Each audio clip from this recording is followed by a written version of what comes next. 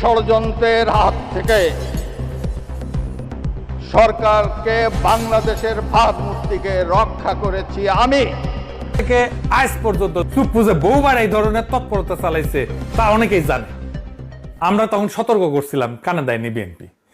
আসসালামু আলাইকুম ভিউয়ার্স, দেশ ও দেশের বাহির থেকে যারা আমার ভিডিওটি প্লে করেছেন জানাচ্ছি আন্তরিক শুভেচ্ছা ও অভিনন্দন। আশা করি সবাই ভালো আছেন, সুস্থ আছেন, আলহামদুলিল্লাহ। তো ভিউয়ার্স, অবশেষে আগামী 48 ঘন্টার মধ্যে গ্রেফতার হতে যাচ্ছে সাবেকের রাষ্ট্রপতি শাহাবুদ্দিন চুপ্পু। ভারত থেকে শেখ হাসিনার ফোন আলাপের পরেই তার এই পদত্যাগের গুঞ্জনকে কেন্দ্র করে নানান ধরনের আলোচনা ও সমালোচনার জন্ম নিয়েছে। এদিকে জুলাই গণহত্যা সহ শেখ হাসিনার সঙ্গে গণ অভ্যুত্থানে ও শেখ হাসিনার সঙ্গে বিগত ফ্যাসিস্ট শাসনামলের প্রতিষ্ঠাতা হিসেবেও তিনি ব্যাপক ভূমিকা রেখেছেন। দর্শক, তার বিরুদ্ধে কতটি মামলা এবং 48 ঘন্টার মধ্যে গ্রেফতার নির্দেশনা কতটুকু বাস্তবায়ন হতে যাচ্ছে আমরা বিস্তারিত জানবো রিপোর্টে। সো ভিডিওতে যাওয়ার আগে ছোট রিকোয়েস্ট করব, যারা চ্যানেলটি সাবস্ক্রাইব করেননি সকল আপডেট সবার আগে জানতে অবশ্যই চ্যানেলটি সাবস্ক্রাইব করে পাশে রাখবেন। দর্শক আসুন স্ক্রিনে। এর সঙ্গে নতুন বাংলাদেশের সঙ্গে রীতিমতো বেইমানি করেছেন এমন মত এসেছিল। দাবি উঠেছিল তাকে ছেড়ে দিলে জুলাইয়ের সাথে রীতিমতো প্রতারণা করা হবে।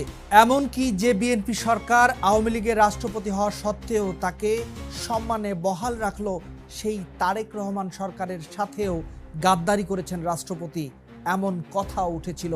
সেই ক্ষোভের রেশ ধরেই শেষ পর্যন্ত এলো পদত্যাগের খবর। সংসদ সচিবালয় সূত্র নিশ্চিত করেছে শুক্রবার বিকেল 5টায় জাতীয় সংসদ ভবনের শপথ কক্ষে জরুরি সংবাদ সম্মেলন ডাকেন স্পিকার হাফিজ উদ্দিন আহমদ, যেখানে রাষ্ট্রপতির পদত্যাগের বিষয়টি আনুষ্ঠানিকভাবে জানানো হয়। সংবিধান অনুযায়ী পদত্যাগপত্র জমা দিতে হয় স্পিকারের কাছেই, আর সে কারণেই চিকিৎসার জন্য থাইল্যান্ডে থাকা স্পিকারের নির্ধারিত সময়ের 2 দিন আগেই দেশে ফেরাটা এতদিন আলোচনার জন্ম দিয়েছিল। এখন 54 অনুচ্ছেদ অনুযায়ী নতুন রাষ্ট্রপতি নির্বাচিত না হওয়া পর্যন্ত সেই দায়িত্ব সামলাবেন স্পিকার নিজেই ভারপ্রাপ্ত রাষ্ট্রপতি হিসেবে।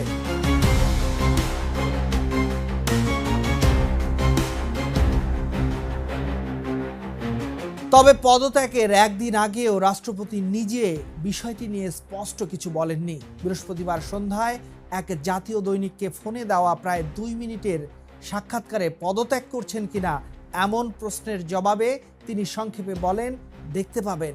প্রশ্নটা বিব্রতকর। আর শেখ হাসিনার সঙ্গে ফোনালাপের অভিযোগ একেবারেই উড়িয়ে দিয়ে তিনি বলেন, এটা পুরোপুরি ভিত্তিহীন। কারো যদি মাথা খারাপ হয় সে এ ধরনের কথা বলতে পারে। নিজের তখনকার অসুস্থতার প্রসঙ্গ টেনে তিনি জানান, সে সময় তিনি ছিলেন মৃতপ্রায়, চিকিৎসাধীন।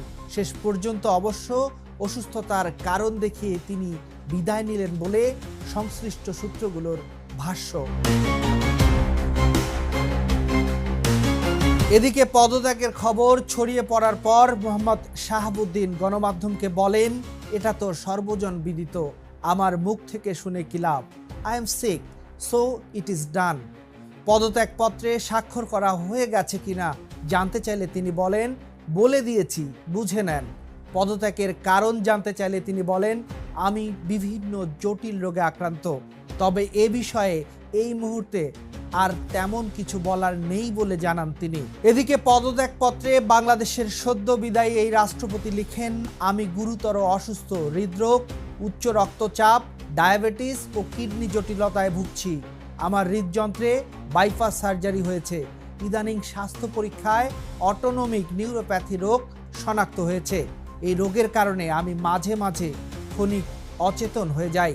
রোগসমূহের প্রাদুর্ভাবে শারীরিক ও মানসিক অসমর্থতার কারণে রাষ্ট্রপতির মতো গুরুত্বপূর্ণ সাংবিধানিক পদের দায়িত্ব পালন করা আমার পক্ষে সম্ভব হচ্ছে না। আমার দীর্ঘমেয়াদে চিকিৎসা প্রয়োজন। এ মতাবস্থায় সংবিধানের 50-এর 3 অনুচ্ছেদের বিধান অনুযায়ী আমি রাষ্ট্রপতির পদ থেকে পদত্যাগ করছি।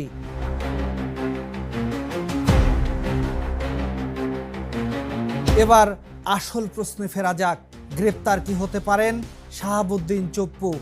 জবাব লুকিয়ে আছে সংবিধানের 51 অনুচ্ছেদে। In the heart of the city rises a destination built for greatness. International Convention City, Bosundhara. Life takes a new course. আইন বিশেষজ্ঞরা বলছেন, এই অনুচ্ছেদ অনুযায়ী রাষ্ট্রপতি পদে থাকাকালে তার বিরুদ্ধে কোনো আদালতে ফৌজদারি মামলায় দায়ের করা যায় না। তিনি সাংবিধানিক দায় মুক্তি ভোগ করেন। এখন যেহেতু তিনি আর পদে নেই, সেই দায় মুক্তির ঢালও সরে গেছে। অর্থাৎ আইনি দিক থেকে তার বিরুদ্ধে ফৌজদারি প্রক্রিয়া শুরুর পথ এখন খোলা। গ্রেপ্তারের দাবিটা তাই নিছক স্লোগানই নয়, এর পেছনে স্পষ্ট সাংবিধানিক যুক্তি রয়েছে। বিশ্লেষকদের একাংশ আবার দৃষ্টি আকর্ষণ করছেন চুপ্পুর দীর্ঘ প্রাতিষ্ঠানিক অবস্থানের দিকে।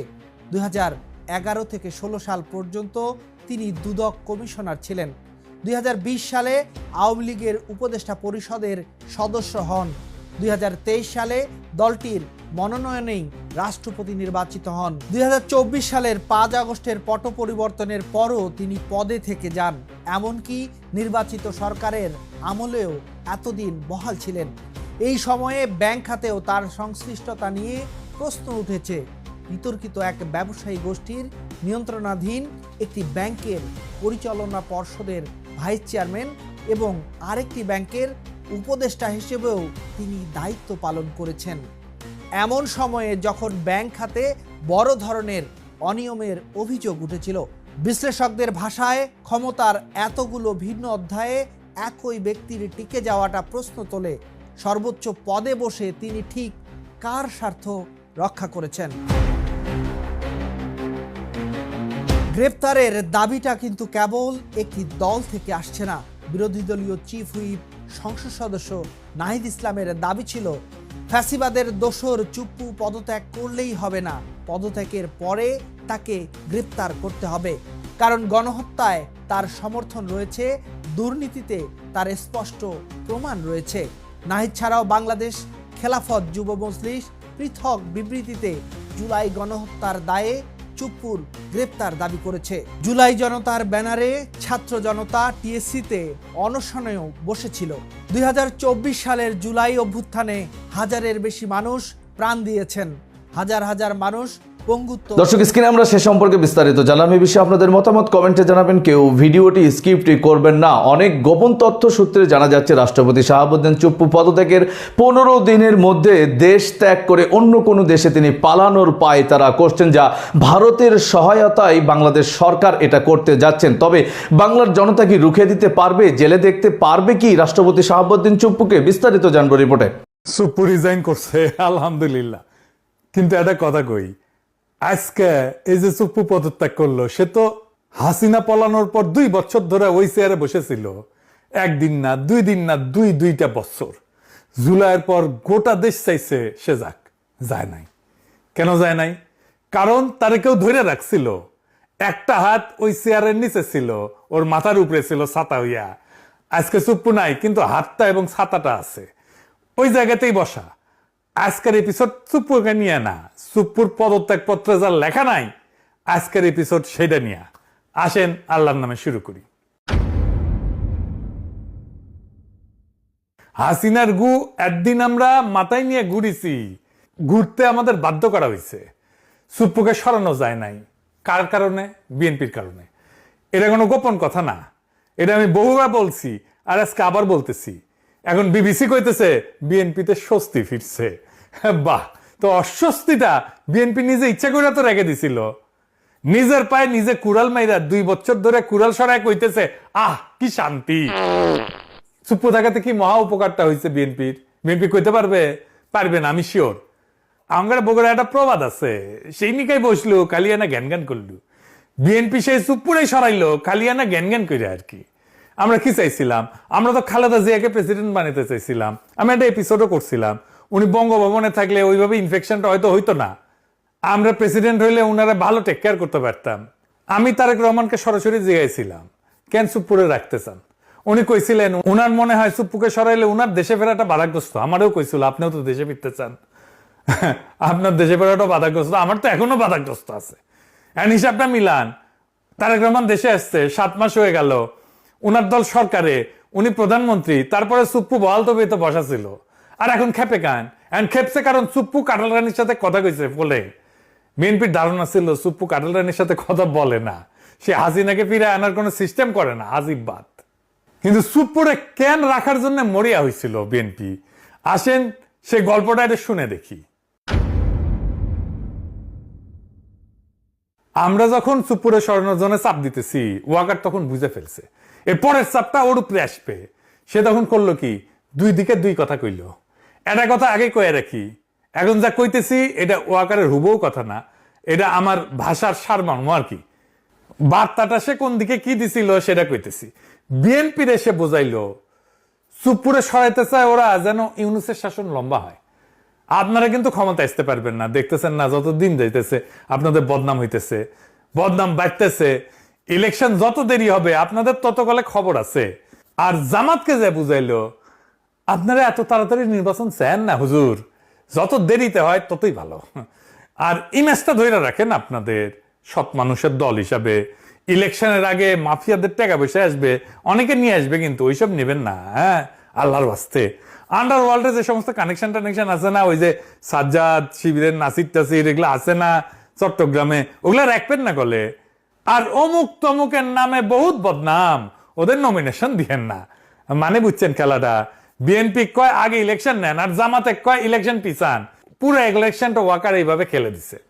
জামাত আন্ডারওয়ার্ল্ড থেকে দূরে সরে গেছে, আর উদাম কেলানি খাইছে বিএনপির ইলেকশনের আগে। ফলাফল কি হয়েছে? বিএনপি 209টা সিট আর জামাত এনসিপি মিলে তো 70টার কম আর কি। কিন্তু একটা জিনিস খেয়াল করেন, ভোট কিন্তু কম পায় নাই জামাত আর এনসিপি। জামাত এনসিপি মিলে ভোট পেয়েছে 38%। 38% ভোট নিয়ে সিট পেয়েছে 70-এর নিচে। এটা আসল কথা।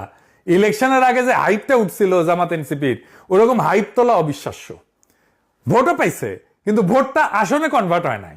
বিএনপির লাভের গুড়টা পুরাই খাইছে। আর দর্শক, স্ক্রিনে আমরা সে সম্পর্কে বিস্তারিত জানলাম। সো ভিডিও এই পর্যন্ত। ভালো লাগলে লাইক এন্ড কমেন্ট করবেন। দেশের সকল আপডেট সবার আগে জানতে অবশ্যই চ্যানেলটি সাবস্ক্রাইব করে পাশে রাখবেন। দেখা হবে পরবর্তী ভিডিওতে ইনশাআল্লাহ। আসসালামু আলাইকুম ওয়া রাহমাতুল্লাহ।